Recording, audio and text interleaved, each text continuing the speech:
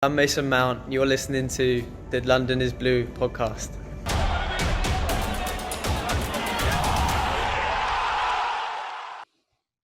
So one of the other hot topics is what happens now with another international, a Spanish international in Kepa Arrizabalaga, who has been enjoying more of the bench this season than he saw last season under Sarri, and has seen a 38-year-old Argentinian, Willy Caballero, come in and be the starting goalkeeper after a little bit of a regression of form. What's your sense on if Chelsea can move Kepa, even if it's on loan? Because we've talked about how difficult moving players is going to be this window, and if they are considering a backup, it doesn't seem very likely, or a replacement. It doesn't seem likely like someone that like Oblak makes sense financially. Like that doesn't make sense at all. But maybe some of these other names that are floating out there about who Chelsea might be circling at the moment. Yeah, I think Chelsea have always liked Oblak, so he's always been on the club's radar. I think there's quite heavy rumours, and I didn't verify them at the time, but I know Chelsea really like Oblak now, but there's heavy rumours that they wanted him before they signed Kepa, and they also wanted Alisson as well, and they end up with Kepa.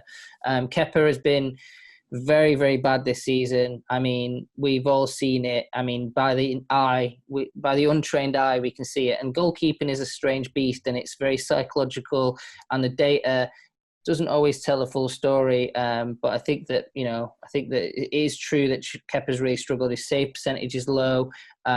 What else? He's not been good on set plays. We've seen that. There's plenty of examples on that. I think he's a big problem with set pieces as well. So Chelsea could get rid of Kepa for a reasonable fee. I think they would, but I think when you're talking about a reasonable fee in what Marina Granovskaya's mind would be, I think that the 50 million that somebody quoted would probably be about right. I think that that's around the level, and that is a huge fee for any club in world football. I mean, Leroy Sané went for less than that to Bayern Munich, so we're talking an obscene amount of money. And this guy has performed worse than any other Premier League goalkeeper this season. So if you're talking Ben Foster is available on a free transfer, you're probably going to go with him rather than Kepa Arrizabalaga. So that's where we're at with Kepa. He's almost like an unsellable player, and I kind of wrote that in my pieces. I think that that's going to be an issue. There is some interest on loan, but it would take a huge amount of loss for Chelsea to accept that. And they might just go for that anyway. They might just say, look, we're going to have to make a loss, but it's such a difficult one, really. I don't know what they're going to do with the goalkeeper. There's no clarity. Nobody's really got a solid line on them signing a new goalkeeper. I think Nick Pope is not a realistic target. He's going to be very expensive, doesn't play the right kind of football at Burnley that he can play at Chelsea. Chelsea are a possession team. They've not changed under Lampard. They're still a possession team. Nick Pope's not like keeper. Andre Onana is probably the most realistic target, and you could see them trying to sign him. But yeah, like we said, players from the Dutch league, there's a question mark on that as well. But he's available at a reasonable fee. So yeah, I think that's where we're at. This Dean Henderson transfer rumour as well doesn't seem realistic to me at all.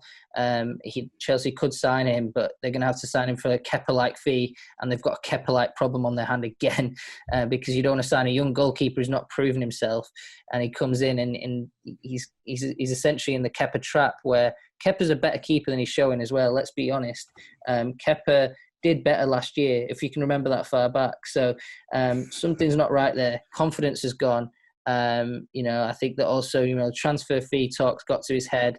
Maybe even Lampard's style of play isn't as good for him as what Sarri did. So I think that, the defence have been vulnerable as well. So all these factors have played into a perfect storm where this keeper, who is a talented goalkeeper, has just turned into possibly the worst in the league, and that is a big thing to say, and it's really sad to see, and it's a really hard problem. And I think maybe that Chelsea fans are going to have to be accepting that some problems will be fixable for Chelsea in this transfer market with the amount of money that Chelsea have got and with the ambition they've got, but not every problem is going to be fixable, and this one might be the hardest of all.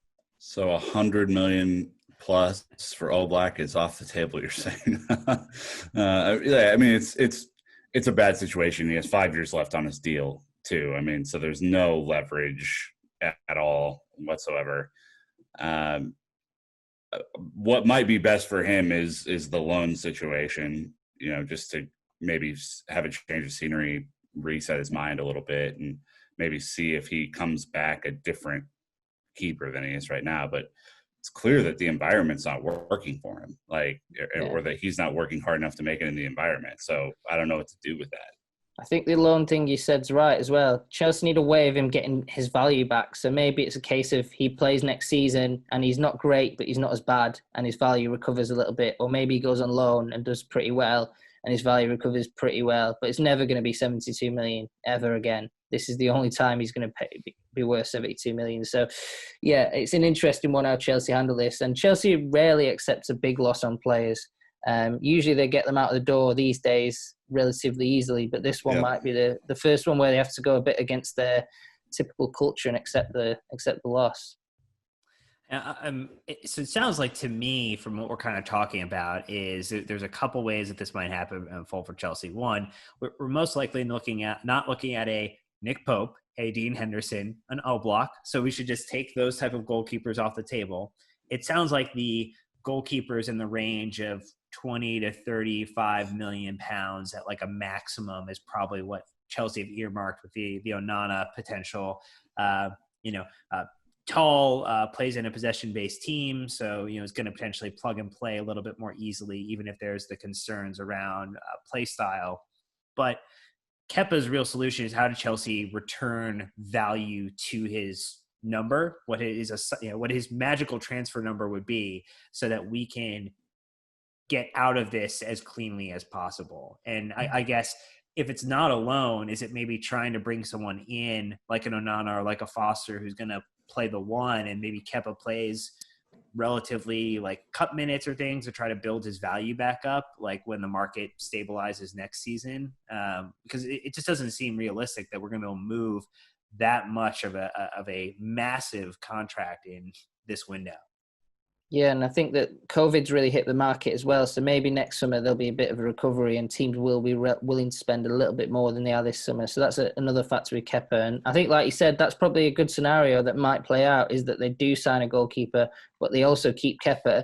And I know that Onana is willing to fight for his place. And, he'd probably back himself to beat Kepa in a 1v1 situation. But the way Lampard could play it, and some clubs do this, a lot of clubs have great number ones and great number twos, and they just play them off each other really, really hard. And it'll be a bit of a fight. And whoever wins the fight keeps the shirt, and then you look at solving the problem. I mean, remember when Courtois and Cech fought for the spots as well? That was exactly what happened. And Cech lost out, Chelsea's legendary goalkeeper. And that might be the way they play it next season. That's probably the most likely outcome, I feel, as well. So I'm not sure what's going to happen there, but I feel like, they're focusing on Havertz now, and I feel like they're focusing on Chilwell next. And I think that maybe this will be the third one that they look at.